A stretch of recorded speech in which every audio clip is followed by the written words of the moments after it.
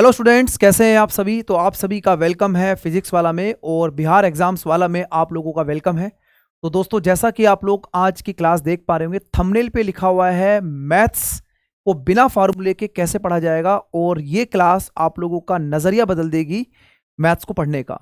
तो आज का जो ये क्लास रहेगा, इस क्लास के अंदर हम लोग बिना फार्मूले के मैथ्स को सच में ही सीखा जा सकता है। तो रामबाण तरीका आज की क्लास में हम लोग डिस्कस करेंगे और स्टेप बाय स्टेप चीज़ों को समझते चलेंगे। ठीक है, आज का जो ये जो क्लास रहेगा, इस क्लास की थोड़ी सी इंफॉर्मेशन मैं आप लोगों को देना चाहूँगा, क्योंकि इस क्लास के अंदर ना ही हम पूरे के पूरे किसी पर्टिकुलर चैप्टर को डील करेंगे और ना ही हम लोग यहाँ पर जो है किसी एरिया पे काम करेंगे। यानी कि हम लोग यहाँ पर मैथ्स को इस तरीके से सीखेंगे कि भाई बिना फार्मूले के मैथ्स को कैसे सीखा जा सकता है और अंक गणित पर कैसे कमांड बनाई जा सकती है। तो मैं रविंदर सिंह एक बार आप लोगों का वेलकम करता हूँ आपके और हमारे इस स्पेशल सेशन के अंदर, जो कि आप लोगों की और मेरी कनेक्टिविटी आगे आने वाले सेशंस के लिए बनाएगी।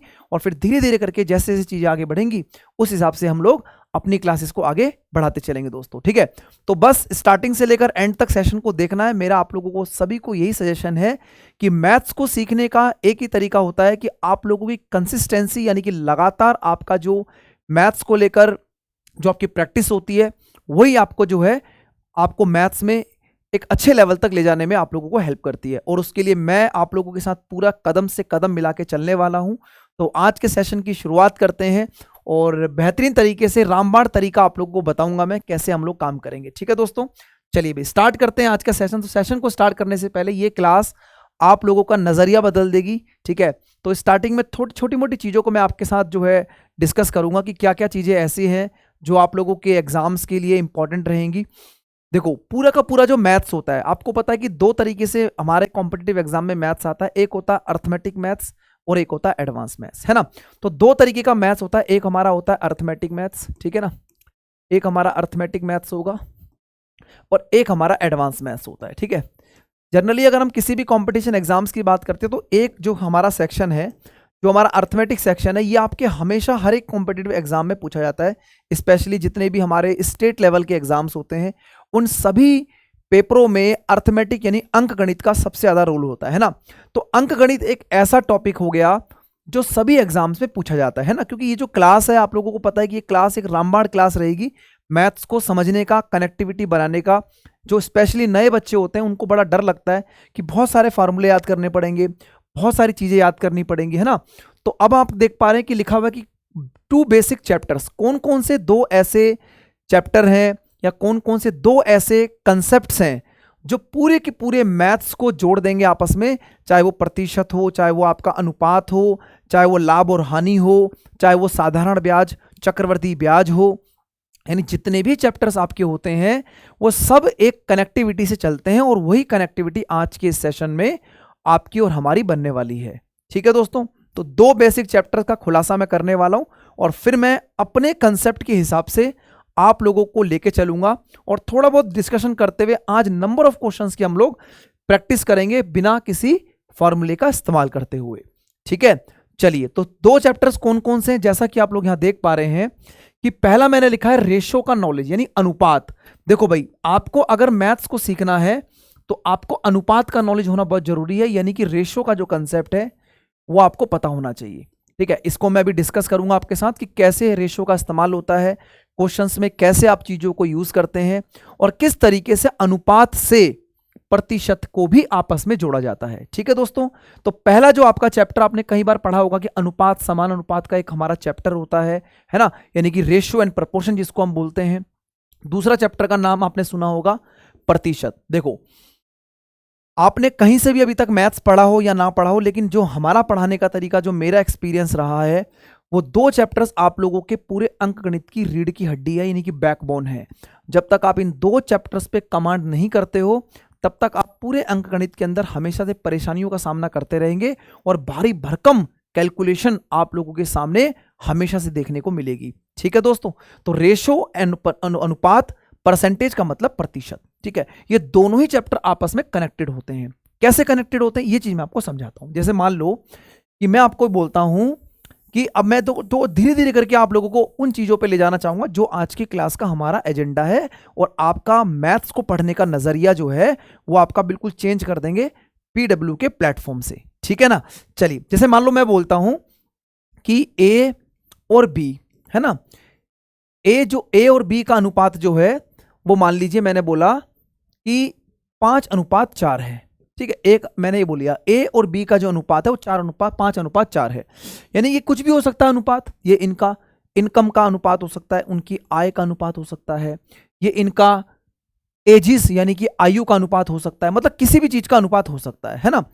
चलो भाई क्लियर है। अगर मैं दूसरी बात बोलूं प्रतिशत में, अगर मैं बोलता हूं कि ए की आय बी की आय से 25% ज्यादा है, ए की आय बी की आय से 25% ज्यादा है, कितनी ज्यादा है 25%, 25% लिख दिया हमने।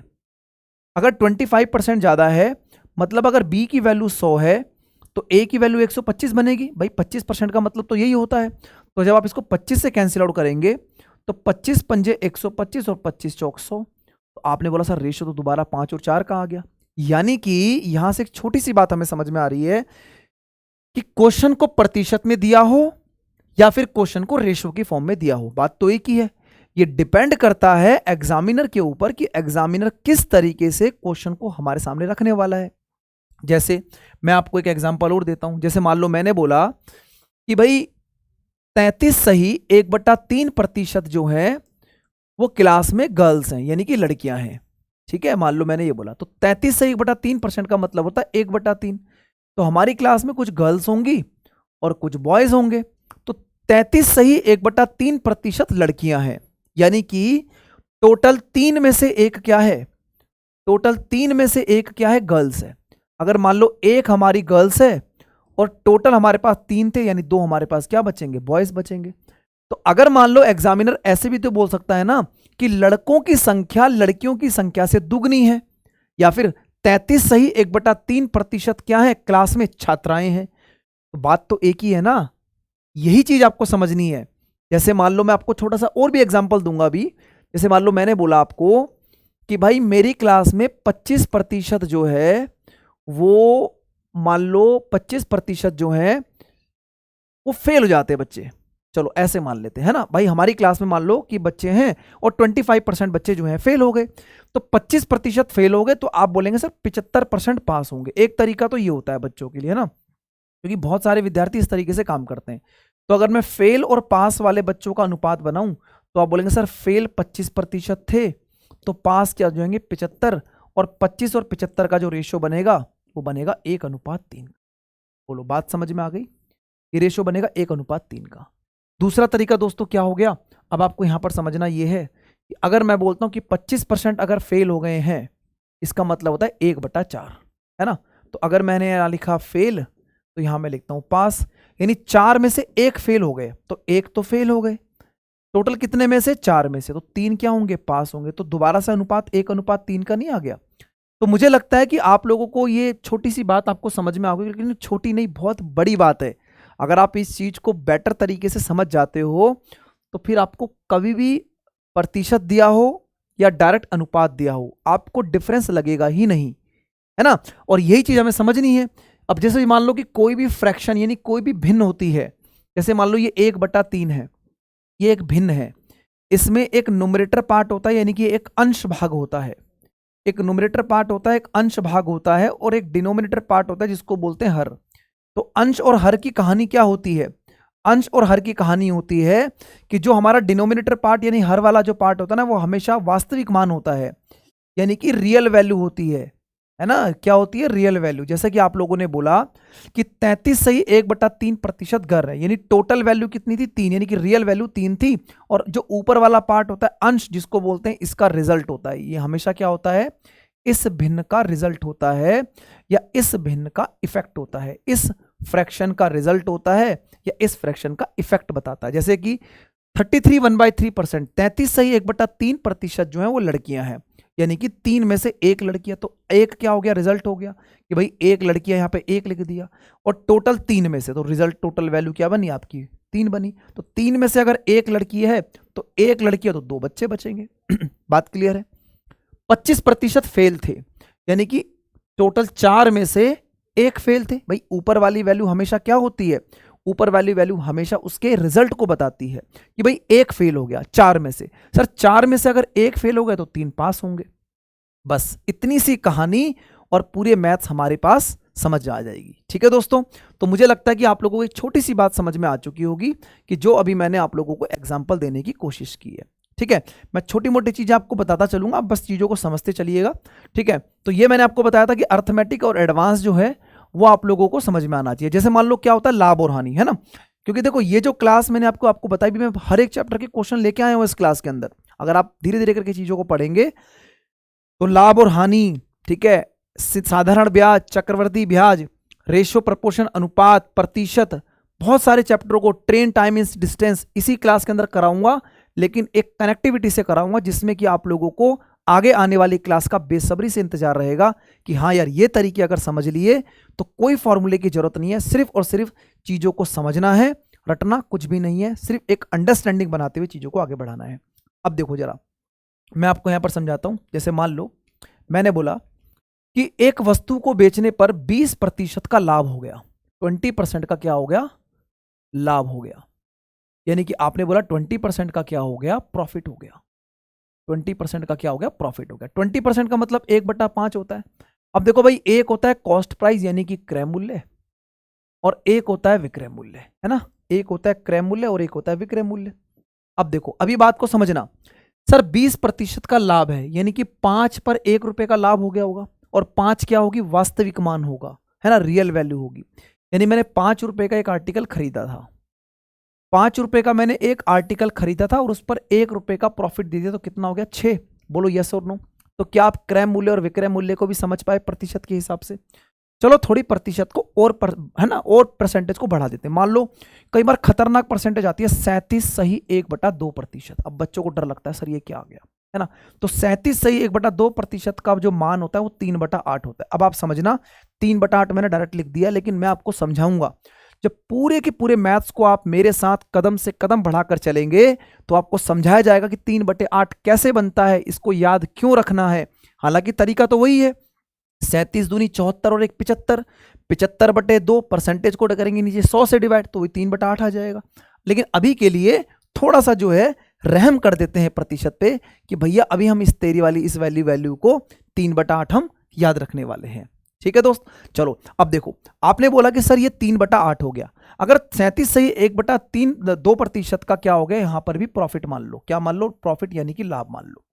तो आप बोलेंगे सर क्रय मूल्य और विक्रय मूल्य, क्रय मूल्य विक्रय मूल्य, यानी 8 रुपए की चीज पर 3 रुपए का लाभ हो गया, तो क्रय मूल्य 8 था और इस पर 3 रुपए का लाभ हो गया, यानी विक्रय मूल्य कितना हो जाएगा, 11। तो इस तरीके से आप क्रय मूल्य से विक्रय मूल्य और विक्रय मूल्य से क्रय मूल्य, एक फॉर्मूला होता है ना, आपको पता होगा कि क्रय मूल्य बराबर विक्रय मूल्य, cost price equal to selling price 100/100 plus minus लाभ और हानि। तो ये फॉर्मूला कब होता है इस्तेमाल, जब क्रय मूल्य से विक्रय मूल्य और विक्रय मूल्य से क्रय मूल्य बनाना पड़ता था। लेकिन अब तो हमने प्रतिशत के हिसाब से क्रय मूल्य से विक्रय मूल्य और विक्रय मूल्य से क्रय मूल्य हम प्रतिशत से रेशो की फॉर्म में कनेक्ट कर पाएंगे।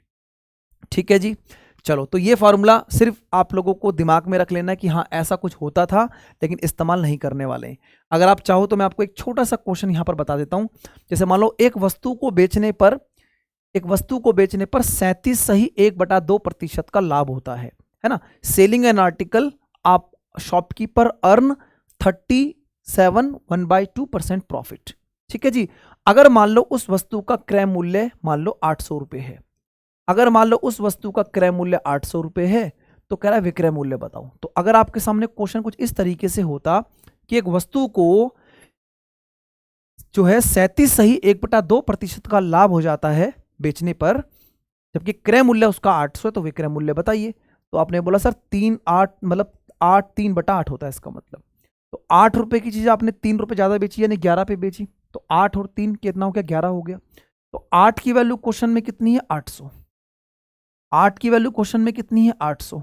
तो 11 की वैल्यू 1100 नहीं हो जाएगी? तो क्या आप लोगों ने यहां पर देखा कि कॉस्ट प्राइस मुझे पता था और मैंने सेलिंग प्राइस इस तरीके से निकाल दिया। मतलब ये मैंने अपनी तरफ से डाटा आसान सेट किया है। ऐसा आगे आने वाले क्वेश्चंस में आप लोगों को देखने को जरूर मिलेगा। ठीक है जी, चलिए तो कमेंट सेक्शन आप लोगों के लिए ओपन रहेंगे। इस क्लास को जितने भी विद्यार्थी, जितने भी हमारे प्यारे दोस्त देखेंगे, जरूर मुझे बताना कि ये जो कंसेप्ट हम लोग कर रहे हैं इनका यूज करते हुए आप लोगों को कैसा फील हो रहा है और आगे आने वाले किस तरीके से चीजों को और हम बढ़ाएंगे, ठीक है ना। वो आप मेरे साथ जुड़े रहिएगा। चलो, अब आपको पता लग गया कि दो चैप्टर हमारे लिए सबसे ज्यादा इंपॉर्टेंट है। कौन कौन से चैप्टर इंपॉर्टेंट है? एक तो हमारा रेशो और दूसरा प्रतिशत। दोनों के दोनों चैप्टर को अगर हम अच्छे तरीके से कमांड कर लेंगे, फिर कोई भी समस्या हमारे पास नहीं होगी। अब मैं आप लोगों को बिना किसी टाइम को वेस्ट करे हुए स्टार्ट करते हैं क्लास को। Let's start the class. आज की क्लास के अंदर जो क्वेश्चंस है वो हम लोग स्टार्ट कर देते हैं। और एक चीज़ मैं आपको हमेशा बताता हूँ कि जितने भी आप में से हमारे छोटे भाई बहन, जो भी हमारे विद्यार्थी लोग हैं, ठीक है, अगर आप हमारे साथ जुड़ेंगे तो आपको नॉलेज भी दी जाएगी, साथ में आपको कंसेप्ट भी बताया जाएगा। और नॉलेज और कंसेप्ट का ही जोड़ जो होता है वो ट्रिक की तरफ चलता है। क्योंकि कई सारे बच्चों के दिमाग में होता है कि सर ट्रिक बता दीजिए, ट्रिक बता दीजिए। ट्रिक हमेशा से एग्जाम में काम आती है, उसको हम डिनाई नहीं कर सकते हैं, है ना, उसको मना नहीं कर सकते हैं। लेकिन एक ऐसी चीज हम लेके जाएंगे अपने पेपर में कि जिससे कि हमारे पास जो क्वेश्चंस हैं वो क्वेश्चन कितना ही बढ़िया लेवल का आ जाए, हम उसको सोल्व कर जाएं। तो कंसेप्ट प्लस में एक नॉलेज आप लोगों की ट्रिक्स बनाएंगी और वो आपकी आज के इस सेशन में आपको देखने को मिलेगा। ठीक है दोस्तों, अब मैं अपनी आज की क्लास की कार्रवाई शुरू करता हूं। ठीक है, और आज की क्लास का पहला क्वेश्चन आपको सामने है। बहुत आसान सा क्वेश्चन मैंने लिया हुआ है, लेकिन क्यों लिया हुआ है, कैसे लिया हुआ है, क्यों इस तरीके के क्वेश्चंस मैं आप लोगों को करा रहा हूं आज, वो आपको बताऊंगा। सॉल्यूशन करने का तरीका मेरा थोड़ा सा बेटर रहेगा, वो आपको समझ में आ जाएगा। ठीक है भाई, ए और बी अनुपात 3:4 है, बी और सी में 2:5 है, तो ए बी सी का अनुपात बताइए। मैं ये क्वेश्चन इसलिए करा रहा हूं क्योंकि कई बार बोलते हैं राम और श्याम की आय का अनुपात, श्याम और सोहन की आय का अनुपात, फिर राम और श्याम सोहन इन तीनों का अनुपात, मतलब एक वैल्यू दे देगा, फिर एक की वैल्यू पूछेगा, है ना। तो ये सब चीजें तब आती हैं जब आपको रेशो का नॉलेज होगा। अब बात को समझना, जैसे आपने बोला सर यहाँ बी की वैल्यू कितनी है 4 और यहाँ बी की वैल्यू कितनी है 2, तो एक तरीका तो ये होगा सर ये 4 है ये 2 है, तो अगर मैं इसको 2 से गुणा कर दूं, अगर मैं इसको 2 से गुणा कर दूं सर ये कितना हो जाएगा, ये तो ए बी और सी, क्योंकि बी ये जो बीच वाली वैल्यू होती है वो वैल्यू होती है जो दोनों में कॉमन होती है, दोनों में उभयनिष्ठ जिसको बोलते हैं शुद्ध हिंदी में। ठीक है ना। तो आपने बोला सर ए की वैल्यू तो 3 हो गई, बी की वैल्यू 4 हो गई, और यहां पर आपने बी की वैल्यू को 2 से मल्टीप्लाई करके 4 बना दिया और सी की वैल्यू 10 हो गई।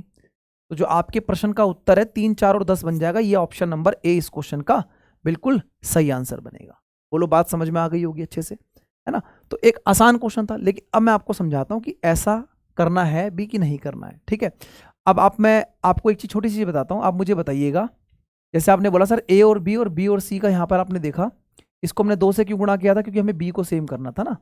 अब मुझे बताइए ए और बी में कितना अनुपात है, 3:4। ठीक है जी, अब 3:4 देखो, इसमें 3:4 है, बिल्कुल सही है। यहाँ 3:4 है, यहाँ नहीं है, 3:4 यहाँ पर है, ये भी हो सकता है, ये तो नहीं है।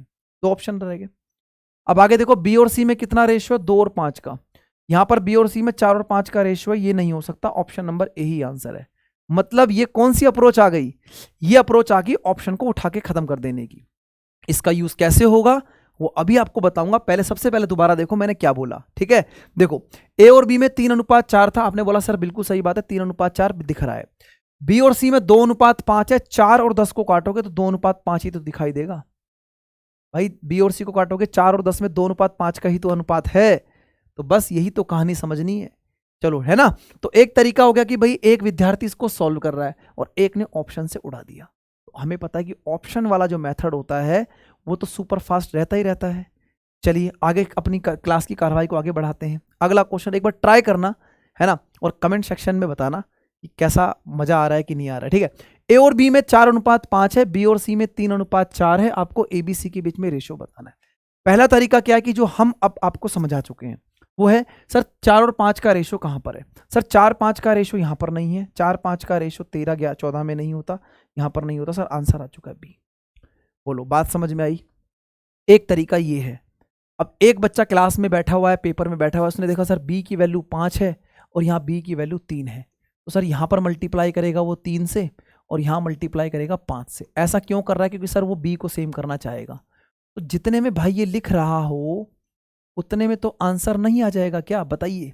आप बोलेंगे बिल्कुल सही बात है सर, ये तो मतलब जितने में हम लिख रहे हैं उतने में तो हमने उस क्वेश्चन को ऑप्शन से खत्म कर दिया था। तो ए की वैल्यू 12, बी की वैल्यू 15 और सी की वैल्यू 20। बोलो बात समझ में आई कि नहीं आई, दिख रहा है कि नहीं दिख रहा ऑप्शन। देखो क्वेश्चन का आंसर निकालना एक अलग चीज है ना, क्वेश्चन का आंसर निकालना एक अलग चीज है, लेकिन स्मार्ट तरीके से क्वेश्चन को पिक करके और उसको सॉल्यूशन तक पहुंचना एक अलग मेथड होता है। तो बच्चा ये भी करके आएगा, उसका भी आंसर आ रहा है, बच्चा ये भी करके आएगा, उसका भी आंसर आ रहा है, लेकिन कौन जल्दी से और कौन बेटर तरीके से क्वेश्चन को सॉल्व कर रहा है, भाई ये तो डिपेंड करता है कि आपको कैसा पढ़ाया गया है और आप कहाँ से पढ़े हुए हैं, है ना। चलिए, तो उम्मीद करता हूं कि आपको ये बात समझ में आ रही होगी। अब कुछ बच्चे सोच रहे होंगे यार इतना कौन करेगा, है ना, इतनी मेहनत कौन करेगा। तो भाई अब मेहनत करेंगे। अब ये देखो, ए भी है, बी भी है, सी भी है और डी भी है। जब ए बी सी डी का अनुपात बनाना होता है तो दोस्तों बड़ा समय लगता है। पहले ए बी सी को सेम करोगे, फिर ए बी सी को सेम करने के बाद डी को फिर सेम करोगे, तब जाके कहीं आंसर तक पहुंचोगे, अगर कैलकुलेशन मिस्टेक नहीं करी। लेकिन अगर कैलकुलेशन मिस्टेक कर दी तो मामला गड़बड़ा जाएगा। अब हम सबसे पहले अपने तरीके से क्वेश्चन को बताएंगे और फिर उस तरीके से बताएंगे जिस तरीके से आप लोग चीजों को जो है समझना चाहते हैं। जैसे आपने बोला कि सर ए और बी में 1:2 का रेशियो है। सर 1:2 का रेशियो यहां पर तो नहीं है, 1:2 का रेशियो यहां पर नहीं है, 1:2 1:2 यहां पर है। ठीक है, दो ऑप्शन हो गए। आगे देखो, बी और सी में 3:2 है। सर 3:2 ये नहीं है, ये तो 2:3 है। अगर आप 3 से कैंसिल आउट करेंगे तो मतलब ये भी कट गया, तो आंसर तो डी आ गया ना, बस खत्म कहानी। अब मुझे लगता है कि जो मेरी क्लास अभी तक चल रही थी वो आपके एक आउटपुट पे आ चुकी है। और मेरा पढ़ाने का तरीका हमेशा से यही रहता है कि हम जल्दबाजी में कोई जादूगिरी नहीं करेंगे, क्लास में पढ़ाएंगे ऐसा, ठीक है, कि आपके दिमाग में हमेशा से चीज़ें सेट हो जाए। मैथ्स को मैथ्स की तरह ना लेते हुए मैथ्स को एक ऐसे लेके चलेंगे कि यार फ्लो में चीज़ चलती चली जा रही हैं, पता ही नहीं लगा क्लास कब खत्म होगी, लेकिन हाँ बहुत कुछ सीखने को मिला। ठीक है, तो क्लासेस को रेगुलर फॉलो करना। अब मैं आपको समझाता हूँ तरीका क्या है ना। जैसे आपने बोला कि सर ए और बी में यहाँ पर 1:2 है, बी और सी में 3:2 है और सी और डी में 1:3 है। हर जगह ये रेशियो यहाँ पर बिल्कुल सेटिस्फाई कर रहा है। तो हमारे जो क्वेश्चन का जो आंसर है वो हमारा ऑप्शन नंबर डी ही बनने वाला था। ठीक है जी, हमारा डी आंसर जो होगा इस क्वेश्चन का राइट आंसर होगा। अब देखो, अगर आप इसको बनाओगे तो आपको दिख रहा है सर बी की वैल्यू यहाँ पर 2 है और यहाँ बी की वैल्यू 3 है। तो सर यहाँ पर मल्टीप्लाई करोगे 3 से और यहाँ मल्टीप्लाई करोगे 2 से, तो ये हो जाएगा 3 और ये हो जाएगा 6, ये हो जाएगा 6 और ये हो जाएगा 4, है ना। अब देखो, ए की वैल्यू 3, बी की वैल्यू 6 और सी की वैल्यू 4, तो ये हो गया ए, बी और सी, है ना।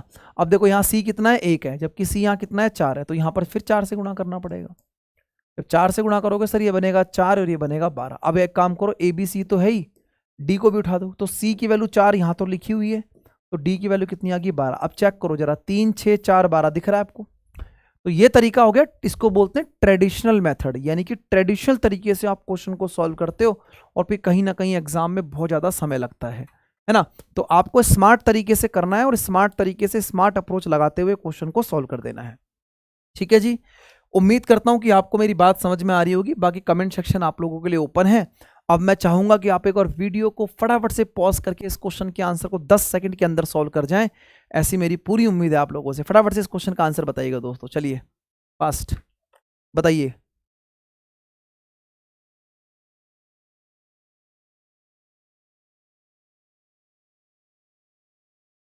तो मुझे लगता है कि आप लोगों ने क्वेश्चन को उड़ाई दिया होगा बहुत जल्दी से। भाई ए और बी में 1:2 है, 1:2 का रेशो 16-15 में तो नहीं होता, 15-30 में होता है, 16-14 में नहीं होता, 48-40 में नहीं होता। तो भाई क्या कर रहे हो, है ना। आपको ऐसा लग रहा होगा क्या मेथड बता दिया, मतलब मजा ही आ गया, ऐसा तो सोचा ही नहीं था। ऐसे भी होता है। और ये जितने भी प्रश्न मैं आपको करा रहा हूं, जितने भी क्वेश्चंस करा रहा हूं, कहीं ना कहीं किसी ना किसी एग्जाम से पूछे गए क्वेश्चंस हैं और डाटा भी बिल्कुल एज इट इज सेट है। ठीक है, तो मुझे लगता है कि आपको बात समझ में आ गई होगी। बाकी अगर आप इस पूरे क्वेश्चन को सॉल्व करते हो तो भाई समस्या तो होगी। जैसे ये 2 है और ये 3 है, तो इसको 3 से गुणा करेंगे और इसको 2 से गुणा करेंगे। ऐसा करने से सर ए और बी का रेशो यहाँ पर और यहाँ पर सी उठा लेता हूँ, तो ए कितना बनेगा, 3 एकम 3, 3 दूनी 6, यहाँ 2 से गुणा किया, 3 दूनी 6, 4 दूनी 8, तो सी की वैल्यू 8 आ गई। अब देखो सी और डी यहाँ कितना है, 5, सी की वैल्यू यहाँ 5 है और सी की वैल्यू यहाँ 8 है। तो अब हम क्या करेंगे, इस वैल्यू को मल्टीप्लाई करेंगे 5 से और इस वैल्यू को मल्टीप्लाई करेंगे किससे, 8 से। ऐसा करने से सर 5 से मल्टीप्लाई करके यहाँ हो जाएगा ए, बी, सी और डी। तो आप ये बोलेंगे कि ए की वैल्यू कितनी आ गई, 5 से मल्टीप्लाई करके, 5 तिया 15, 6 पंजे 30, 8 पंजे 40। अब 5 से मल्टीप्लाई किया, यहाँ 8 से मल्टीप्लाई किया था, तो ये हो गया 8 पंजे 40, 8 गुणा 6 48। तो भाई ये रेशो बन चुका है आप लोगों का, जो यहाँ पर ऑप्शन में आपको दिखाई दे रहा था, बी ऑप्शन के अंदर। ठीक है भाई, थंब इंप्रेशन दे देना, और जरूर जो है आप लोग कमेंट सेक्शन में बता देना कि मेथड्स कैसे लग रहे हैं, जिससे कि आपकी और हमारी कनेक्टिविटी आगे आने वाले सेशंस में बनी रहे। ठीक है, तो अभी एक ओवरव्यू दे रहा हूँ रेशो से। आपको सोच रहे होंगे यार रेशो बात की थी, अभी तो सारे रेशो को पढ़ाने लगे, क्योंकि अनुपात पढ़ाऊंगा, फिर प्रतिशत, और फिर देखना मिसलेनियस क्वेश्चन को एकदम से उठा के पटकने लग जाएंगे। ठीक है, पटकना इन द सेंस कि क्वेश्चन को उड़ाना चालू कर देंगे। आप कैसे करेंगे, देखो जरा क्वेश्चन क्या कह रहा है। अब देखो, जब तक आप लोगों को देखो भाषा पर आधारित प्रश्न आप तभी कर पाएंगे जब आपका कंसेप्ट अच्छे तरीके से क्लियर होगा। Sir sum of the 3 number 105 है, ratio of the first and second number 2:3, second और थर्ड 4 और 5, फाइंड द सेकंड नंबर। अब देखो सर, पहली संख्या और दूसरी संख्या के बीच में कुछ अनुपात दिया हुआ है, तो दूसरी संख्या दोनों में कॉमन है, तो मैं यहां पर पहली, दूसरी और तीसरी संख्या का पहले अनुपात बनाऊंगा। पहली और दूसरी संख्या का अनुपात, यहां पर दूसरी संख्या 3 है और यहां दूसरी संख्या 4 है, तो भाई अगर मैं इस पूरे को 4 से गुणा कर दूं और इस पूरे को मैं 3 से गुणा कर दूं, तो सर 4 से गुणा करने पर ये 8 हो जाएगा, और ये हो जाएगा 12, और ये हो जाएगा 12, और ये हो जाएगा 15। तो आपने बोला सर पहला जो वैल्यू निकल के आ रही है फर्स्ट की, वो आ रही है 8 अनुपात, दूसरे वाले की 12 अनुपात, और तीसरे वाले की 15 अनुपात, है ना। तो सबसे पहले इन तीनों का अनुपात बनाना पड़ेगा। तो होता क्या है कि आपका जो पीछे अभी मैंने जितने क्वेश्चंस कराए उसमें मैं समझा रहा था कि रेशियो बनाना भी जरूरी है।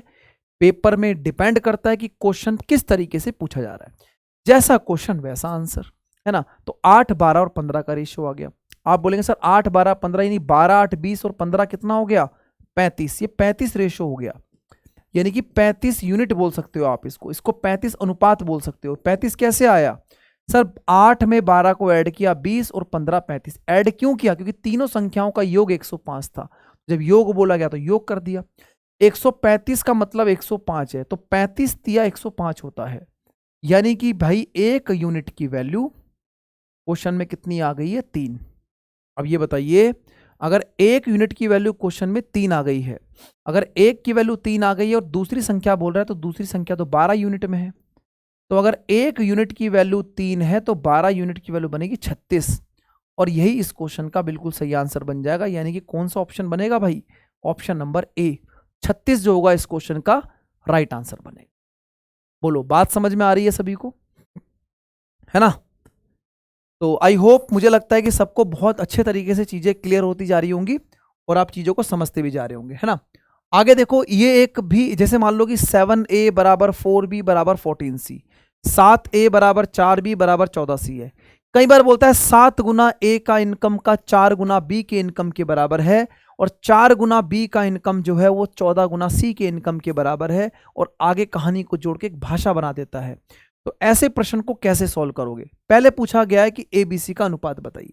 भाई मुझे सबसे पहले बताओ कि अगर ये लिखी, देखो ये कहानी पता है आपको क्या, अगर आपको ये कहानी पता तो फिर कोई दिक्कत वाली बात ही नहीं। अगर ऐसी कोई वैल्यू लिखी होती है, अगर ऐसी कोई वैल्यू लिखी होती है, इसका मतलब A और B के बीच में अनुपात कितना बनेगा बताओ। भाई आप बोलेंगे सामने वाली वैल्यू सर रेशो होती है, तो ये बनेगा 4:7, यानी कि A और B में 4:7 है। आपको ऊपर से ही दिखाई दे रहा है सर 4:7, ना तो यहाँ पर है, ना यहाँ पर है, ना यहाँ पर है, सी ऑप्शन में है।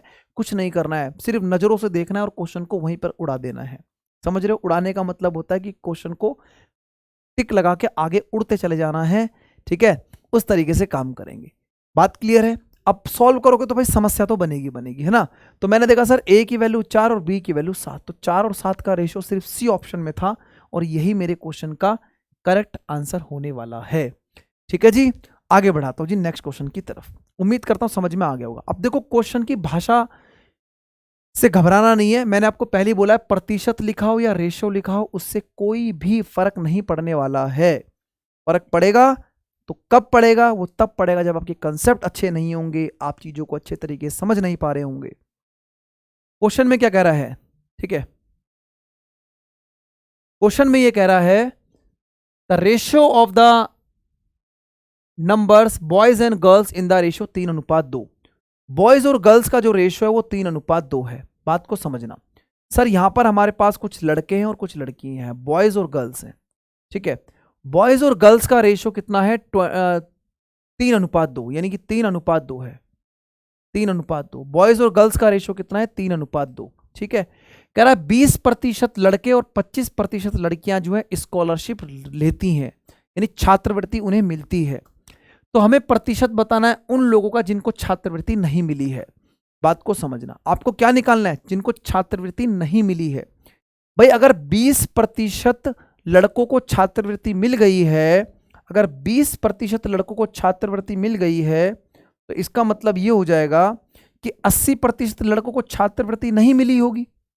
बहुत सिंपल सी बात है। और 25% लड़कियों को अगर स्कॉलरशिप मिल गई, यानी छात्रवृत्ति मिल गई है, तो 75% लड़कियों को छात्रवृत्ति नहीं मिली होगी। अच्छा जी, अब हमें निकालना है ओवरऑल परसेंटेज, यानी टोटल परसेंटेज निकालना है। टोटल परसेंटेज निकालने के लिए आपको पता है औसत नाम की एक चीज होती है जिसको बोलते हैं औसत, यानी कि एवरेज, ठीक है। यानी टोटल सभी का निकालना है आप लोगों ने। अब देखो, अगर मैं बोलता हूं कि 3 यूनिट लड़के हैं और 80% इसमें से क्या है जिनको छात्रवृत्ति नहीं मिली है, तो 80 गुणा में 3 कितना हो जाएगा? 240 सम बनाने के लिए। और 75% ऐसी लड़कियां हैं जिनको छात्रवृत्ति नहीं मिली है, ऐसी 2 लड़कियां, तो 75 कितना हो जाएगा? 150, यानी 75 दूनी 150। तो आपने ये बोला कि 240 तो हो गए लड़के टोटल, है ना, सम इनका यानी कि योग, और 150 होगी लड़कियां। टोटल कितने बच्चे थे? 3 और 2 5 यूनिट, तो 5 से डिवाइड करेंगे सर, कितना हो जाएगा? 390। 390 को 5 से भाग कर दो, तो 5 से कैंसिल करेंगे सर, 5 सत्ते 35 और 5 अट्ठे 40, यानी 78% आंसर हो जाएगा, 78%, है ना। अब एक तरीका होता है, बच्चा इसका 300 मान लेता है, फिर इसको 200 मान लेता है, फिर 300 का 80% निकालता है, फिर 200 का 75% निकालता है। महाभारत बन जाएगी बिल्कुल एकदम जबरदस्त तरीके से। क्वेश्चन का आंसर भले ही एग्जाम में आ जाए, लेकिन उसका यूज नहीं होगा दोस्त। क्यों नहीं होगा? क्योंकि अगर पेपर में आपको चीजें सॉल्व करनी तो स्मार्ट तरीका लगाना पड़ेगा। एक बार दोबारा बताता हूं क्या कहानी करी यहाँ पर। 3:2 में लड़का और लड़कियों का अनुपात था। 20% लड़कों को छात्रवृत्ति मिली थी, 80% को नहीं मिली होगी, वही निकालना है।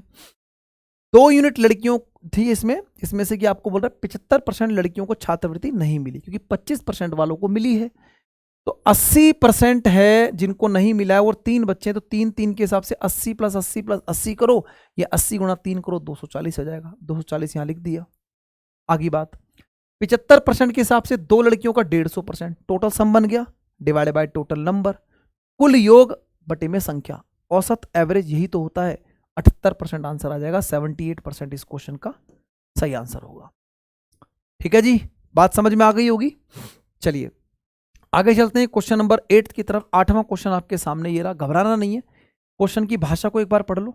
आज का जो सेशन है एक इंट्रोडक्शन सेशन रहेगा आप लोगों के लिए, कि आप अगर हमारे साथ जुड़ते हैं और मैथ्स को लेकर अगर प्रॉब्लम है आपको, तो चैप्टर वाइज चीज़ों को धीरे धीरे करके लेके आएंगे, है ना। चैप्टर पे भी काम करेंगे, स्पेशल आपके लोगों के लिए यूट्यूब पे क्लासेस अरेंज की जाएंगी, हर एक चीज़ें आप लोगों के लिए रहेंगी। अभी सिर्फ ये समझो कि मैथ्स को बिना फार्मूले के कैसे पढ़ते हैं, मिनिमम कैलकुलेशन पे क्वेश्चन को कैसे सॉल्व किया जाता है। क्वेश्चन क्या कह रहा है देखो, 2 नंबर है ए और बी जिनका अनुपात 13 और 17 है। ए को इंक्रीज करते हैं 15% से और बी को इंक्रीज करते हैं 30% से, तो नया रेशो बताना है। देखो कई बार इस तरीके की छोटी छोटी चीजें हमारे जो छोटे छोटे एग्जाम्स होते हैं उसमें पूछी जाती है। तो अब ये कह रहा है कि सर एक अनुपात 13 है और दूसरा अनुपात 17 है, ठीक है। एक अनुपात 13 है, दूसरा अनुपात 17 है। ए को बढ़ाते हैं 15% से, ए को बढ़ा रहे हैं 15% से, ठीक है, और बी को बढ़ा रहे हैं 30% से, बी को बढ़ा रहे हैं 30% से। अब देखो एक चीज देखना, सर अनुपात निकालना है हमें, अनुपात निकालना है, तो एक काम करो, अगर 15% 13 का बढ़ाओगे, ठीक है, 15% 13 का बढ़ाओगे और 17% 30 का बढ़ाओगे, बात को समझना, बढ़ाना है, निकालना नहीं है, बढ़ाना है। तो हम क्या करते हैं, इसको 1300 ले लो, ठीक है, और इसको 1700 ले लो। तो जब इसको 1500 से मल्टीप्लाई करेंगे तो 0 से 0 कटेगा, 15 तिया कितना बनेगा, 15 तिया 45, बचेगा 4, ठीक है, 15 तिया 45 बचेगा 4, 15 एकम 15 4 19, यानी कि 195 हो जाएगा 15%। और जब 1300 में इसमें जोड़ेंगे तो ये कितना हो जाएगा, 1495। तो पहली संख्या होगी 1495, पहली संख्या होगी 1495 होगी। बात समझ में आ रही है? इसमें हमने 195 जोड़ दिया। अब जब इसका 30% निकालेंगे तो सर कितना हो जाएगा, जीरो से जीरो कटेगा, 2 जीरो 17 51, यानी 510। 510 जब 510 जोड़ेंगे सर, 0 1 7 5 12 और ये हो जाएगा 2210। बात समझ में आ गई? तो सर पहला अनुपात हमारा कितना आ गया, 1495, और दूसरा आ गया 2210। अब इसको सॉल्व करना है और रेशो की फॉर्म में लेके आना है। तो आप यहां पर लिखेंगे 1495, ठीक है, 1495 और 2210। तो सबसे पहले तो देखो बड़ी टेबल पे जाने का कोई फायदा नहीं है, ठीक है। आप इसको नॉर्मली पहले 5 से काट दो, है ना। तो 5 से काटोगे सर, 5 दूनी 10 बचेगा 4, 5 नीम 45 बचेगा 4, 5 नीम 45। फिर 5 से काटोगे सर, 5 दूनी 10 बचेगा 2, और 5 चौक 20 और 5 दूनी 10, ठीक है जी। तो ये हो गया आपके पास 299 और 242, ठीक है। अब किससे काटेंगे सर इसको? अगर हम इसको काटते हैं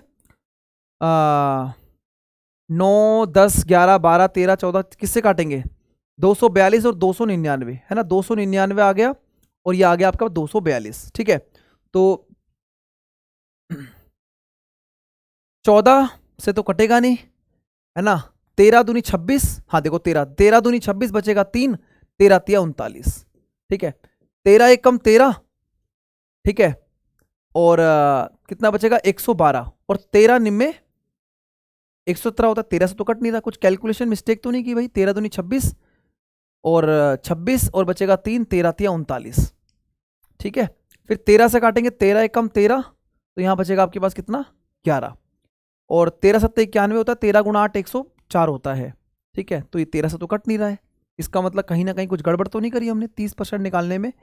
0 से 0 17 51, 510, 0 1 7 5 12 और 1 और 1 2, 2210, ठीक है। और ये हो गया हमारा 1300। 15% काटेंगे तो 15 तिया 45 का 5 बचेगा 4, 15 एक कम 15 4 19, तो ये हो गया 1495 और ये हो गया 2210, बिल्कुल सही है। 1495 2210, 1495 2210। तो यहां से सबसे पहले 5 से काटेंगे, 5 दूनी 10 बचेगा 4, 5 नीम 45 और 4 5 नीम 45, 5 दूनी 10, सॉरी ये 5 से कटा ना 2210, यही तो गड़बड़ होगी। तो कई बार ये हो जाता है, इस चीज को समझना था। 5 चौक 20 बचेगा 2, 5 चौक 20, 5 दूनी 10, अब कटेगा जी, है ना। अब देखो 13 से कटाइए, ठीक है। उसके बाद 13 तिया 39 और 5 13 चौक 52, ठीक है। तो देखो 23 अनुपात 34, तो ये छोटी सी गलती कर रहे थे और कैलकुलेशन फंस गया यहाँ पर मामला, ठीक है। चलो आई होप आपको समझ में आ गया होगा, ठीक है। हालांकि क्वेश्चन में कुछ दम नहीं था, बस वहां छोटी सी हमने गलती करी थी, जिस वजह से सॉल्यूशन तो बिल्कुल ठीक ही जा रहा था, लेकिन वहां पर गलत लिख दिया था। चलिए आगे चलते हैं नेक्स्ट क्वेश्चन की तरफ। अब देखो जरा, अब देखो ये जो क्वेश्चन आपके सामने रखा हुआ है, इस क्वेश्चन को आप एक बार पढ़ लीजिए और उसके बाद फिर हम समझते हैं कि भाई कैसे इस क्वेश्चन को, क्योंकि डाटा कुछ है नहीं इस क्वेश्चन में। एक आदमी प्रत्येक माह अपनी वेतन का एक निश्चित भाग बचाता है ताकि एक साल में वह एक कार खरीद सके, ठीक है जी।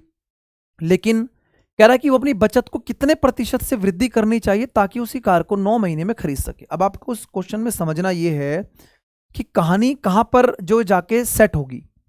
देखो अगर मैं आपको ये बोलता हूं कि पहले वो खरीदना चाहता था कितने महीने में, 1 साल में। 1 साल पहले वो कार को खरीदना चाहता था 1 साल में। 1 साल का मतलब कितना हो गया, 12 महीने। 12 महीने पहले वो 12 महीने में खरीदना चाह रहा था और अब वो खरीदना चाह रहा है 9 महीने में। तो मतलब कार का जो प्राइस है वो तो फिक्स रहेगा, क्योंकि देखो यहां पर कोई बच्चा 100 रुपये मान लेगा कार का प्राइस, कोई 1000 रुपये मान लेगा, या अपनी तरफ से कोई डाटा वाटा मानने की कोशिश करेगा। एग्जाम में ये चीज समझनी है, देखो जरूरी नहीं है कि हमेशा 12 और 9 ही लिखा है। ऐसा भी हो सकता है कि 8 महीने में पहले खरीदता था, अब वो 5 महीने में खरीदना चाहता है। जैसे यहाँ पर 12 महीने में पहले खरीद रहा था, अब वो इसको 9 महीने में खरीदना चाहता है। तो मैं आपको एक बात समझाना चाह रहा हूँ कि पहले वो टाइम पीरियड जो समय उसके पास था वो 12 महीने का था, और अब जो टाइम पीरियड उसके पास है वो 9 महीने का है ना। तो 12 महीने और 9 महीने में अगर मैं बात करता हूं तो जो कार का प्राइस है वो तो सेम रहेगा। तो मैं 12 और 9 इन दोनों नंबर के हिसाब से एक ऐसा नंबर लूंगा जो इन दोनों नंबर को डिवाइड कर दे, और वही मैं कार का प्राइस मान लूंगा, क्योंकि मैं जो टाइम पीरियड है वो 12 और 9 महीने का है, ठीक है। तो हमने बोला कि सर अगर मैं 12 और 9 का एलसीएम लेता हूँ 36 बन जाता है। क्या बन जाता है, एलसीएम 36 बन जाता है। तो अगर मैं यहाँ पर बोलता हूँ सेविंग्स का मतलब एस मान लिया मैंने, तो 36 रुपए की कार को अगर 12 महीने में खरीदता है तो हर महीने 3-3 रुपए बचाता होगा, 12 या 36, भाई 3-3 रुपए बचाएगा, 12 महीने में 36 रुपए की कार को खरीद लेगा, लेकिन अब यही 36 रुपए की कार 9 महीने में खरीदना चाहता है, तो 9 चौक 36, अब उसे 4 रुपए बचाने पड़ेंगे।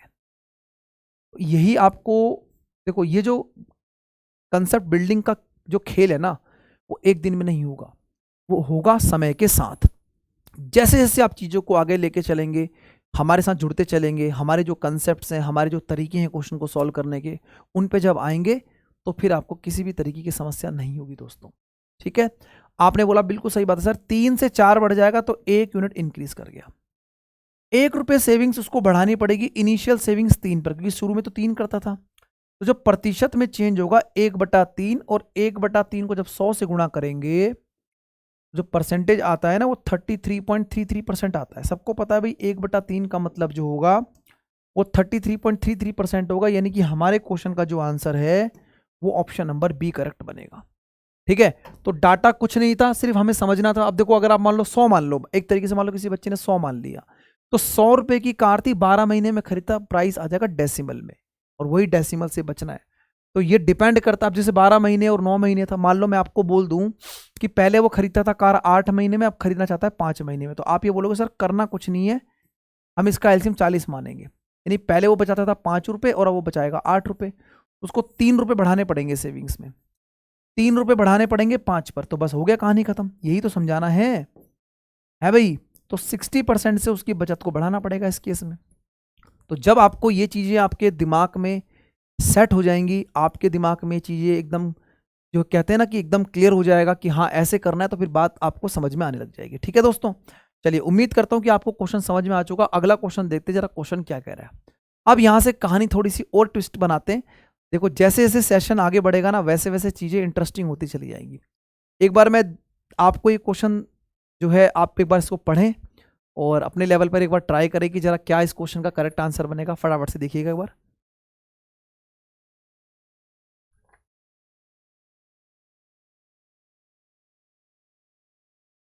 चलो, तो आपने इस क्वेश्चन को पढ़ा होगा। एक मजदूर एक सप्ताह में 60 घंटे काम करता है और 2400 रुपए प्राप्त करता है।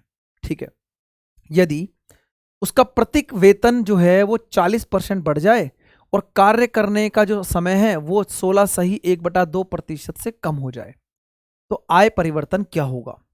चलो, अभी मैं आपको एक काम करता हूं, इस क्वेश्चन को ना जैसे आपका दिमाग चल रहा है ना, पहले वैसे सॉल्व करते हैं, क्योंकि क्वेश्चन की सॉल्यूशन की अहमियत का पता तब चलता है जब आप एक बार जो तरीका आपका पहले उससे करा देते हैं और फिर अपना तरीका लगाएंगे, फिर आपको समझ में आएगा कि हाँ यार मतलब कुछ दम है। जैसे मैंने बोला है ना, देखो 2400 रुपए कमाता है और 60 घंटे काम करता है, यानी प्रति घंटे कितने कमाता होगा, 40 रुपए। तो जो पहले उसका वेजिस था वो 40 रुपए था, और उसका जो नया वेजिस आ गया उसमें वो कह रहा है कि उसमें 40% की वृद्धि होगी। तो भाई 40 का 40% निकालो, 40 का 40% कितना आएगा, 16। जो नया वेतन है 40 + 16 कितना हो जाएगा, 56 हो जाएगा। आप बोलेंगे सर नया वेतन जो 56 रुपए हो जाएगा, पहले उसका जो वेतन था प्रति सप्ताह के अंदर, मतलब प्रत्येक दिन के अंदर, वो 40 रुपए था, फिर 40% बढ़ गया तो 56 रुपए हो गया। ठीक है जी, और कितने घंटे काम करता था सर, वो 40 घंटे काम करता था। बात को समझना, वो कितने घंटे काम करता था, 60 घंटे काम करता था। कितने घंटे काम करता था, 60 घंटे। तो पहले वो जो काम करता था वो 60 घंटे काम करता था, अब उसका जो ड्यूरेशन है वो 16 सही 1/2% से कम हो गया। 16 2/3% का मतलब होता है प्रतिशत को फ्रैक्शन में बदल के 1/6। ठीक है दोस्तों, तो यानी 60 में से अगर 1/6 कम कर दिया, यानी 10 घंटे कम कर दिए, तो 60 में से 10 घंटे कम काम कर रहा है तो 50 घंटे ही काम करेगा। यानी कि पहले 60 घंटे काम करता था, अब काम करता है 50 घंटे। अब आप मेरी बात को समझना कि सर उसका जो वेजिस था ना, पहले जो उसका वेजिस था वो कितना था, 40 गुणा में 60 2400, जो कि क्वेश्चन में दिया हुआ है। आप देख भी पा रहे होंगे, पहले वो 2400 रुपये कमाता था, पहले वो 2400 रुपये कमाता था, ये 2400 आ गया। लेकिन जो अब कमा रहा है ना नया, यही तो निकालना था आपको। ये कितना हो जाएगा सर, 6 पंजे 30 और 25 और 3 28, यानी कि अब कमा रहा है 2800 रुपये। तो पहले कमाता था 2400 रुपये जो कि क्वेश्चन में दिया गया था, और अब कमा रहा है 2800 रुपये जो हमने कार्यवाही करके निकाल लिया। आप यहां पर बोलेंगे सर 400 रुपये जो है उसकी जो सेव बचत है, मतलब कि जो उसकी इनकम है वो बढ़ रही है ना, जो उसका वेजिस है वो बढ़ रहा है। तो आपने बोला सर 400 रुपये बढ़ गया, इनिशियल कितने पर, 2400 पर, और गुणा में 100, क्योंकि इनिशियल पे तो निकालेंगे शुरुआत वाले पे। तो 2400 से 2800 हो गया, यानी 400 रुपये बढ़ा 2400 पर। तो आप यहां पर बोलेंगे सर ये हो गया 1/6। 100/6 का मतलब होता है 16 सही 66%। ठीक है, 16.66% जो होगा वो इस क्वेश्चन का करेक्ट आंसर बनेगा। अब आपके दिमाग में आ रहा होगा कि सर इतना बड़ा क्वेश्चन हो गया, ये तो पेपर में बहुत टाइम लगाएगा। तो टाइम तो लगाएगा, क्यों लगाएगा? क्योंकि आपने अभी उस मेथड को समझा नहीं है ना जिस पर सिलेक्शन होता है। ये तो बेसिक तरीका हो गया, मतलब मैं तो इसको बेसिक ही मानता हूं। बाकी कुछ लोग इसको बोलते हैं कि हमने मैथ सॉल्यूशन करा दिया, तो वो उनकी जो है धारणा हो सकती है। ठीक है, तो उम्मीद करता हूं कि आपको ये बात समझ में आएगी। इसको बोलते हैं बेसिक कंसेप्ट क्लियर कर देना बच्चों के। और अब मैं आपको थोड़ा सा आगे बढ़ाना चाहता हूं और अपनी बातों को समझाते हुए क्वेश्चन को रिलेट कराना चाहता हूं। ठीक है दोस्तों, क्लास अगर अच्छी लगे तो कमेंट सेक्शन आप लोगों के लिए ओपन है, आप दिल खोल के कमेंट कर सकते हैं। ठीक है दोस्त, चलो बाकी अपने साथियों को भी बताइए क्लास के बारे में। ठीक है कि हाँ यहाँ पर क्लास चल रही है और मैथ्स को एक अलग तरीके से जो है वो स्टार्ट किया गया है। ठीक है ना, चलिए क्वेश्चन में क्या कहता है कि एक लेबर है जो 60 घंटे काम कर रही है, 2400 रुपये कमाती है, 40% उसका वेजेस बढ़ा दिया गया। 40% का मतलब क्या होता है? 2/5, है ना। और 16 सही 2/3% का मतलब होता है 1/6। ये तो मैंने अभी आपको बता ही दिया। अब यहां पर आओ, समझो ध्यान से, देखो वेजेस और फिर नया वेजेस, टाइम और फिर नया टाइम। अब आप बात को समझना भाई, पहले जो उसका वेजेस था वो 5 यूनिट था और 5 पर 2 बढ़ गया तो 7 हो जाएगा। क्या ये बात समझ में आ रही है भाई? 40% का मतलब 2/5 होता है, यानी पहले उसका जो वेजेस था वो 5 था, 2 बढ़ गया तो 7 हो गया। 16 2/3% से टाइम कम हो गया, तो टाइम पहले 6 था, 1 कम हो गया तो टाइम हो गया 5। हमने प्रतिशत का ही यूज कर लिया। अब आप मुझे बताइएगा, बहुत छोटी सी बात और बड़ी इंपॉर्टेंट बात, 6 घंटे काम करके 5-5 रुपए कमा रहा है तो टोटल कितना कमाएगा? 30 रुपए, 6 पंजे 30। और अब 5 घंटे काम करके 7-7 रुपये कमा रहा है तो कितना कमाएगा? 7 पंजे 35। बोलो, 7 पंजे 35। तो आप ये बोलेंगे कि सर पहले वो कमाता था 30 रुपये और अब कमाता है 35 रुपये, तो 5 रुपये बढ़ गई उसकी वेजेस। पहले वो कमाता था 30 रुपये और अब कमाता है 35 रुपये, तो 5 रुपये बढ़ गया। 5 रुपये बढ़ गया कितने पर? 30 पर। प्रतिशत बनाने के लिए 100 से गुणा। सर 5 गुणा में 6 30 होता है, 100/6 आ गया। और 100/6 का मतलब तो 16.66% ही होता है। तो अब मुझे लगता है कि आपको मेरी बात समझ में आने लग गई होगी कि हाँ यार, मतलब कि कुछ लगातार और कुछ समय तक अगर क्लासेस को लेंगे तो सच में कुछ जो है जिंदगी सुधर सकती है और गणित के अंदर कुछ सुधार हो सकता है। यस और नो? ठीक है दोस्तों, तो उम्मीद करता हूं कि आपको एक क्वेश्चन अच्छे तरीके से समझ में आया होगा। अगला क्वेश्चन मैं भी आपको जानबूझ के ऐसे क्वेश्चंस रखे हुए हैं। ठीक है, अब आप क्वेश्चन को पढ़ो एक बार, डाटा बहुत तरीके से सेट किया गया है और फिर इस क्वेश्चन के आंसर तक इसको पहुंचाया जाएगा। ठीक है, क्या कह रहा है question? The population of town is 1,89,000। एक नगर की जनसंख्या 1,89,000 है। 4/9 लोग इसमें से पुरुष हैं और अन्य महिलाएं हैं। 50% पुरुष विवाहित हैं। तो 2 क्वेश्चन पूछे गए, विवाहित जनसंख्या का प्रतिशत और विवाहित महिलाओं का प्रतिशत। 2 क्वेश्चन है, ऑप्शन एक ही लिखा हुआ है, इनमें से फर्स्ट का ऑप्शन होगा, बाकी सेकंड का हम लोग निकाल लेंगे, है ना। तो एक बार 1,89,000 को देखते हुए जो है दिल में धड़कनें तेज हो गई होंगी, रेट बढ़ गया होगा कि यार ये तो बड़ा खतरनाक डाटा आ चुका है। और एग्जामिनर ने बहुत प्यारा भी बनाया हुआ है, 9 से काटने वाला डाटा बनाया हुआ है। 9 से काटोगे सर, 9 दूनी 18, 9 21 को 4 से मल्टीप्लाई करो, 84,000 पुरुष आ जाएंगे। फिर 84,000 माइनस करके फीमेल निकालोगे, है ना। फिर जो है जबरदस्त तरीके से पेज भरना स्टार्ट हो जाएगा, दिमाग थक जाएगा। आपको समझाते हैं क्या करना है। देखो, अगर मैं आपको बोलता हूँ कि सर यहां लिखा आपने मेल और यहां लिखा फीमेल, 4/9 लोग पुरुष हैं, यानी टोटल 9 में से 4 क्या हैं? आप बोलेंगे पुरुष हैं। अगर दोस्तों टोटल 4 में से, अगर 9 में से अगर 4 पुरुष हैं, अगर 4 पुरुष है तो 5 महिलाएं नहीं होंगी? आप बोलेंगे जी सर, तो ये नंबर हो गए इनके भाई। 4/9 में से बोल रहा है कि 4 पुरुष हैं तो 5 महिलाएं होंगी। अब आपको समझना है कि ये कह रहा 50% जो मेल है, फॉर 50% मेल आर मैरिड, यानी 50% पुरुष विवाहित हैं। तो अगर मैं यहां पर मैरिड पॉपुलेशन की बात कर दूं, अगर मैं यहां पर मैरिड पॉपुलेशन की बात कर दो कि कौन कौन से मैरिड हैं, ठीक है, मैरिड। तो अब मुझे बताओ कि अगर मान लो ये जो 4 यूनिट मेल हैं इसका 50% मैरिड हैं, भाई 4 का 50% कितना होता है? 50% का मतलब सीधा सीधा आधा होता है। तो 4 का आधा क्या हो जाएगा? 2, यानी कि 4 में से 2 यूनिट मेल जो है वो क्या है? शादीशुदा है। अब मुझे बताओ, अगर भाई 2 आदमियों की शादी हुई है, ठीक है, अगर 2 आदमियों की शादी हुई है तो वो 2 महिलाओं के साथ ही तो शादी करेंगे इन 5 में से। भाई जितने आदमी हैं उतनी तो महिलाएं होनी चाहिए, है भाई? तो आप बोलेंगे बिल्कुल सही बात है, यही चीज समझनी है। तो आप बोलेंगे सर 2 अगर आदमी की शादी हुई है तो वो 2 महिलाओं के साथ ही शादी करेगी, है ना? तो 2 मेल और 2 फीमेल का पेयर बनेगा, है ना? इन्हीं का एक जोड़ा बनेगा, रब ने बना दी जोड़ी, है भाई? तो भाई 2 मेल अगर मैरिड हैं तो 2 फीमेल के साथ ही शादी करेंगे। तो आप बोलेंगे जी सर बिल्कुल सही बात है। तो आपको बोला गया है पहला कि विवाहित जनसंख्या बताइए। तो कितनी विवाहित जनसंख्या होगी? 2 और 2 4, 4 विवाहित जनसंख्या होगी कितने में से? 9 में से, क्योंकि टोटल तो 9 था।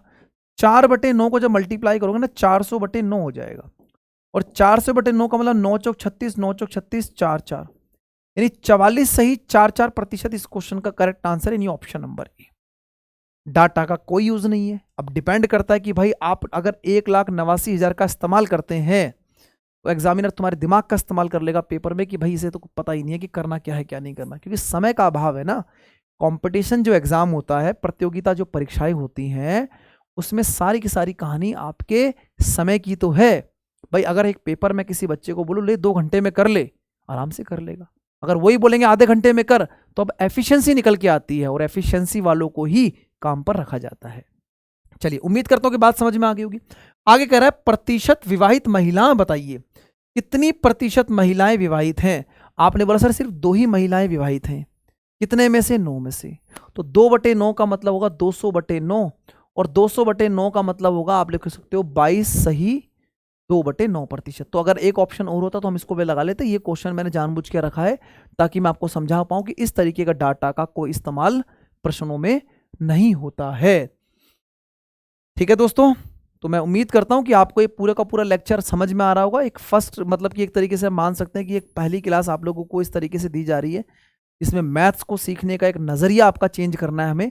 डाटा कुछ भी दिया हो दोस्तों, घबराना कुछ है नहीं, ठीक है, चीज़ों को समझते चलना है, ठीक है। अब मैं आप लोगों को देखो टाइम स्पीड, जैसा मैंने आपको वादा किया था मैं उसी वादे के हिसाब से क्लास लेके चल रहा हूँ। टाइम स्पीड डिस्टेंस का क्वेश्चन है, और आपको लग रहा है कि यार अभी मतलब कि कहाँ प्रतिशत, कहाँ टाइम एंड डिस्टेंस, सर कोई रिलेशन ही नहीं है समय दूरी चाल में प्रतिशत का, या है ना। तो हम आपको यही तो समझाने की कोशिश कर रहे हैं कि मैथ्स में फॉर्मूले नहीं, कंसेप्ट प्लस नॉलेज बराबर ट्रिक बनेगी। क्वेश्चन पढ़ो एक बार जरा। एक पर्सन जो है 285 किलोमीटर की यात्रा करता है 6 घंटे में। यात्रा का पहला भाग वह 40 किलोमीटर प्रति घंटे की स्पीड से करता है बस से, और ट्रेन से 55 किलोमीटर की रफ्तार से चलता है।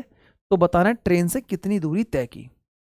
ट्रेन से उसने कितनी दूरी तय की, देखो दूरी निकालनी है, पहले समझो। भाई जो दूरी होती है वो चाल गुणा में समय होता है, समय गुणा चाल, है ना। आप बोलेंगे बिल्कुल सही बात है। आपको बताना है कितने दूरी तय की किसने? ट्रेन ने। तो ट्रेन की स्पीड कितनी है? 55। तो भैया 55 की स्पीड से ट्रेन कितने टाइम तक चलेगी, वही क्वेश्चन का आंसर होगा। एक तरीका मैं आपको समझाना चाहता हूं यहां पर, देखो अगर स्पीड को टाइम से मल्टीप्लाई करोगे डिस्टेंस आएगा। आप बोलेंगे बिल्कुल सही बात है सर, कोई दिक्कत वाली बात ही नहीं। भाई ये 55 एक ऐसी संख्या है जो 11 से गुणा होती है, और अगर कोई संख्या 11 से गुणा हो रही है तो वो 11 से कटेगी भी, हाँ या ना बताइए। कोई संख्या अगर 11 से गुणा हो रही है तो 11 से कटेगी। क्या ये 11 से कट रहा है? नहीं। क्या ये 11 से कट रहा है? हाँ। क्या ये कट रहा है? नहीं। नहीं, ये आंसर है। तरीका समझ में आया?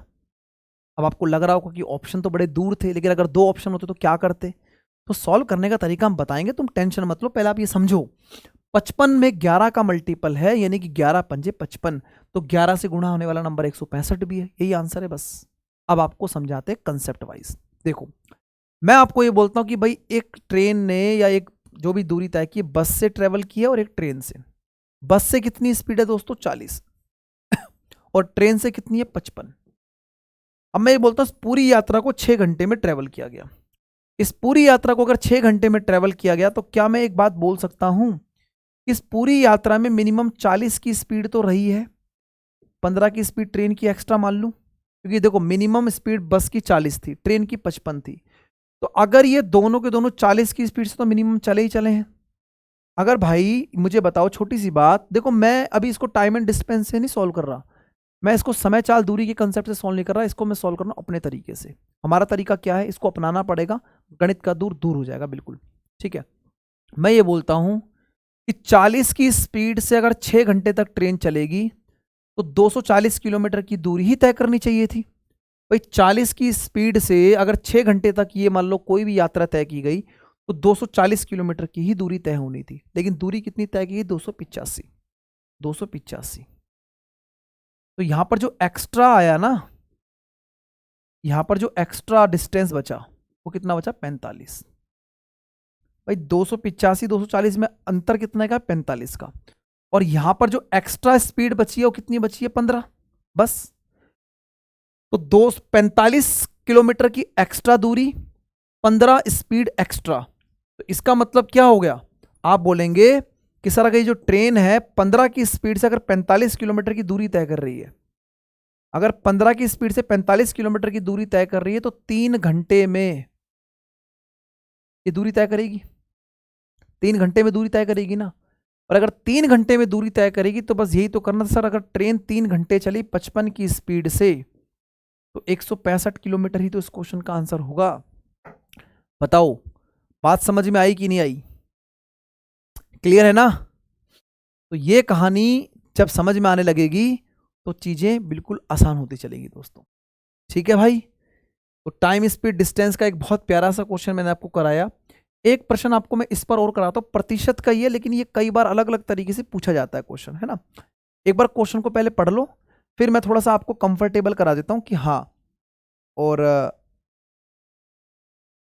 कमेंट करके जरूर बताना, ठीक है ना, क्योंकि आपकी और हमारी कनेक्टिविटी जो कमेंट के थ्रू होती है, कि आपका जो रिस्पॉन्स होता है वो हमारे कमेंट्स के जरिए आता है, ठीक है ना। चलो, तो भाई द पॉपुलेशन एक टाउन का 8000 है, मेल जो है वो 9% से बढ़ते हैं और फीमेल जो है वो 16% से बढ़ जाती हैं, और जनसंख्या 9000 हो जाती है।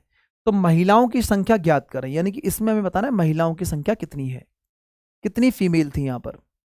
देखो अगर हम बात करें, पहले पॉपुलेशन थी 8000 और अब पॉपुलेशन होगी 9000, तो पूरी पॉपुलेशन में कितना बढ़ गया, 1000 बढ़ गया, पूरी पॉपुलेशन में 1000 का इंक्रीमेंट हुआ। अगर मैं बात करता हूं यहां पर मेल यानी कि पुरुष, और यहां बात करता हूं फीमेल की, तो मेल कितने बढ़ रहे हैं, 9% से, और फीमेल 16% से। तो 9% तो फीमेल बढ़ी होंगी, 7% अलग लिख लो, ऐसा कर सकते हैं। मतलब इस पूरी पॉपुलेशन में अगर मेल और फीमेल बढ़ रहे हैं तो 9% मेल तो बढ़ ही रहे हैं भाई, है ना, 7% अलग कर दिया। तो जो इनिशियल जो शुरुआत वाली जो हमारी पॉपुलेशन थी यानी जनसंख्या थी, अगर 8000 का 9% ही बढ़ता सिर्फ, तो 9 8 72, 720 बढ़ता। कितना बढ़ता, 720। लेकिन पॉपुलेशन तो हमारी 1000 बढ़ी है, पॉपुलेशन तो हमारी 1000 बढ़ी है। इसका मतलब क्या है कि अगर मेरी 1000 पॉपुलेशन बढ़ी है तो 720 और 1000 में कितने का अंतर है, 280 का। कितने का अंतर है दोस्तों, 280 का। और 280 का अंतर जो है वो 7% पर है। क्यों, क्योंकि 720 बड़ी थी, बड़ी 1000 है, तो 280 एक्स्ट्रा, और एक्स्ट्रा कितना है, 7%। तो क्या कंपेयर कर सकते हैं, आप बोलेंगे सर 7% की वैल्यू क्वेश्चन में 280 है, तो 1% की वैल्यू क्वेश्चन में 40 होगी। तो 100% की वैल्यू क्वेश्चन में कितनी हो जाएगी, अगर आप दोनों तरफ मल्टीप्लाई करेंगे 100 से, तो ये हो जाएगा कितना, 4000। तो डी ऑप्शन इसका राइट आंसर होगा कि नहीं होगा, बताइए। डी ऑप्शन इस क्वेश्चन का करेक्ट आंसर होगा। तो आई होप, मुझे लगता है कि आपको ये पूरी की पूरी चीज़ अच्छे तरीके से समझ में आ गई होंगी, बढ़िया तरीके से आप लोगों ने इस पूरे के पूरे सेशन को एंजॉय किया होगा, ठीक है ना। तो आप लोग जरूर मुझे बताइएगा। तो आज के सेशन को हम लोग यहीं रोकते हैं, एंड उम्मीद करता हूं कि आप लोगों को ये पूरी की पूरी क्लास आप लोगों ने स्टार्टिंग से लेकर एंड तक देखी होगी, ठीक है। नेक्स्ट लेक्चर में फिर आप लोगों के लिए कुछ धमाकेदार तरीके की चीज़ें लेके आएंगे, ठीक है। तो आज का ये जो सेशन है हम लोग यहीं तक रखते हैं, और नेक्स्ट सेशन में मिलेंगे। तो बता दीजिएगा सभी अपने मित्रों को, अपने दोस्तों को कि अब हम एक नए तरीके से शुरुआत करने वाले हैं अपने इन क्लासेस के ऊपर, और चैप्टर वाइज भी चीज़ों को लेके आएंगे एज़ पर योर डिमांड, जैसी डिमांड होगी, है ना। तो उस हिसाब से चीज़ें लेके आएंगे, और कमेंट सेक्शन में जरूर आप मुझे बताना कि क्लास कैसी लगी। ठीक है दोस्तों, चलिए thank you very much, take care, bye bye, see you in the next session. अगले सेशन में आप लोगों से मिलते हैं, तब तक के लिए जुड़े रहिए, मस्त रहिए, पढ़ते रहिए। ठीक है, चलिए थैंक यू भाई, धन्यवाद।